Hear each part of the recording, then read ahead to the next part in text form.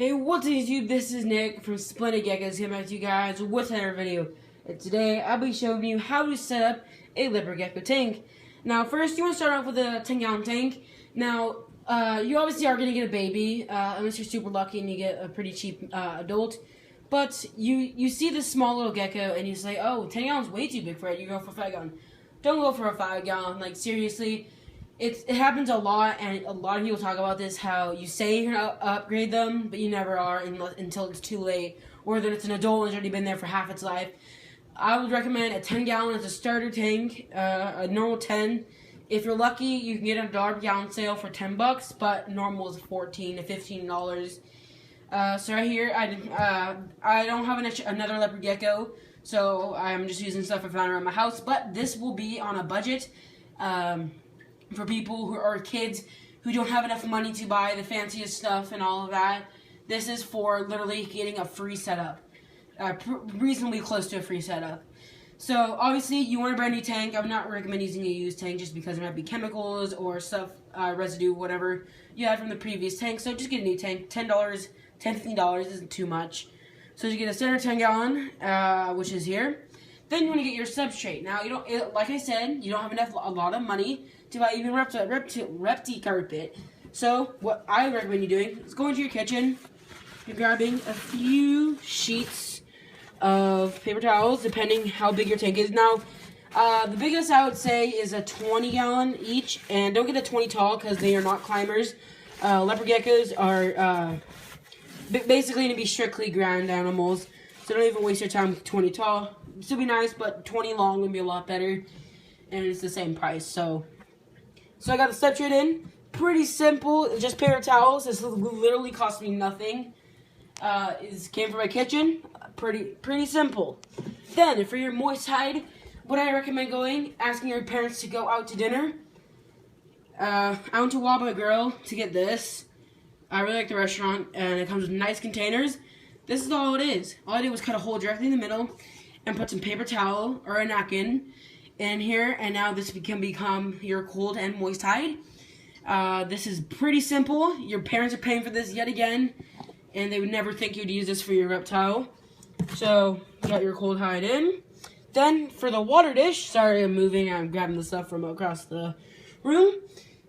Literally go to the kitchen, ask your mom for a little container like this. This can be for dipping sauce or something, for sauce to use, maybe like ketchup for your french fries, I don't know. But I had a few of these laying around, and obviously look, it's been used, a little bit of cracks. Not enough to leak though, but not the prettiest thing, so I was able to use it. Now you got your water dish. And next, all you gotta do is get your hot hide. Okay, so I got my hot hide now. I don't have any extra containers or any containers I like to put a hole in, so I just got the one for my females. Now, you can put it like this, or you can put it upside down where their entryway is the side, which I did, but I covered that up with duct tape. And this is pretty much it. Except all you need is a heat pad. Heat pad is definitely recommended. It would be a lot better for them instead of a light. If you guys don't know this, leopard geckos don't see color. All they see is a bright white light, even if it's purple or red. Purple is a lot better than red or white, but red and white, all they're seeing is a bright white light. So if you're saying, oh, it's a night light, don't worry. No, they'll see white light.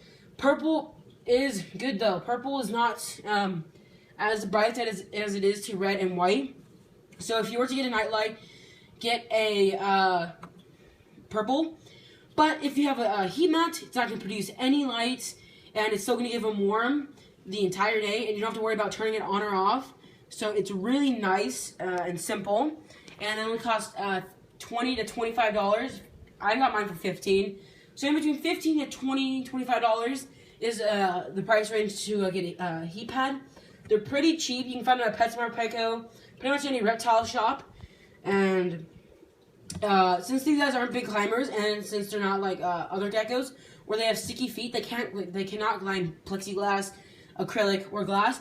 So if you still want to save money, you don't have to buy a lid. But if you are going to use a light, you do have to buy a lid. But that's an extra $10 for a 10-gallon tank. So it's just wasting more money on something you don't need, honestly. And for the heat pads, depending how good they are, I got a great choice, which aren't the best brand. I'd recommend changing those once a year. But if of a better, well-known company, I would recommend changing those every other year. Just to save you a little bit more money, but those will also be a little bit more expensive.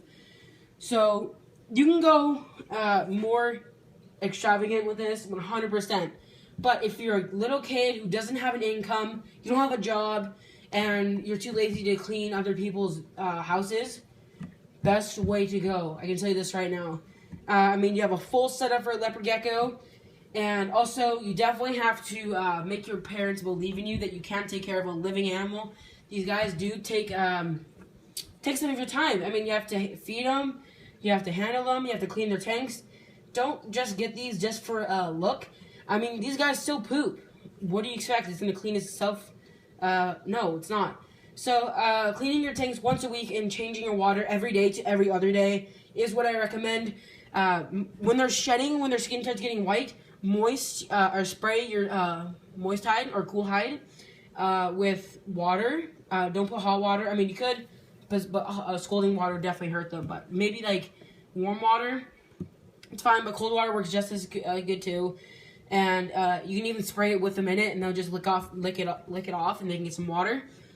But I'd recommend feeding babies every day, small proportions, and adults every other day with a little bit bigger proportions.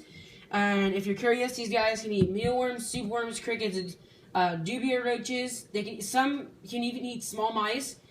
I would recommend it. It's really fatty. You can also if they do not eat, cut off the head of a waxworm, and because of natural instinct and the smell, it would just instantly bite.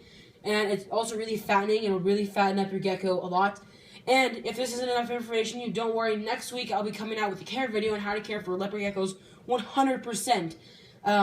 Between the tank, lighting, heating, all of that. Don't worry about it. Just stay tuned for next week, and you'll get that video. But this is all I have to show you guys. So this is all you have to do. If you have exactly what I have, the most you're spending is around $30 if nothing's on sale, but around $25 if you got the tank. If you get the tank on sale, so that's not a lot of money. But you also have to buy the gecko. But your parents are probably gonna buy that because you bought the other stuff, or vice versa. If you go to PetSmart, pretty cheap, but I'd recommend it from a local breeder or somewhere you can trust a lot more. That's all I have to say. So stay tuned for next week for the care video. Until next time, take care.